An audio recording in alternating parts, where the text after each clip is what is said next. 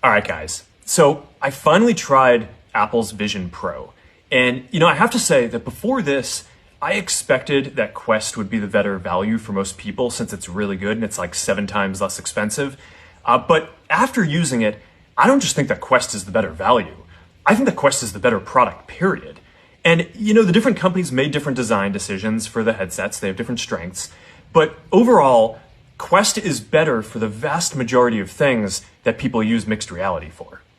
Now, my friend Kenny is actually capturing this video on Quest's high-resolution mixed reality pass-through right now. We're just here in my living room, and you can see his browser windows and whatever else he's got running up here.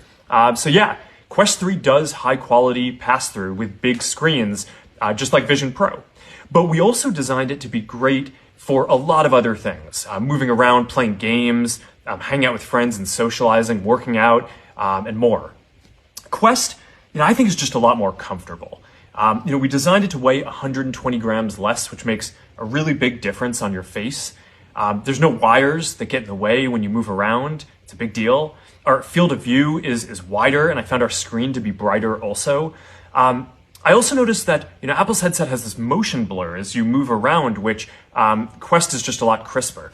Now, Apple's screen does have a higher resolution, and that's really nice. But I was surprised by how many trade-offs they had to make to the quality of the device and the comfort and ergonomics and other aspects of the display and artifacts in order to get to that. Now, for input, Quest supports precision controllers that are great for games.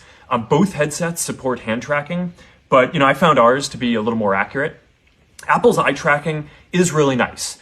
We actually had those sensors back in Quest Pro. We took them out for Quest 3, and we're going to bring them back in the future.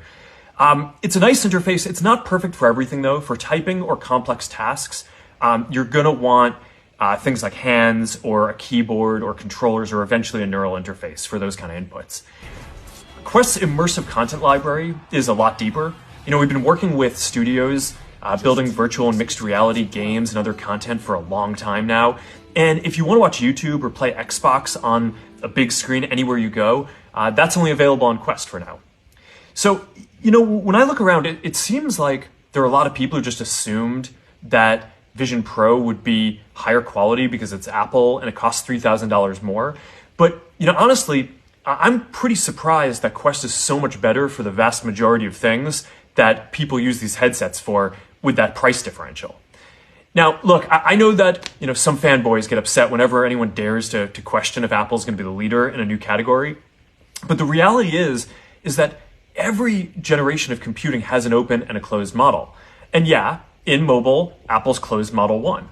But it's not always that way. If you go back to the PC era, Microsoft's open model was the winner. And in this next generation, Meta is going to be the open model, and I really want to make sure that the open model wins out again. The future is not yet written,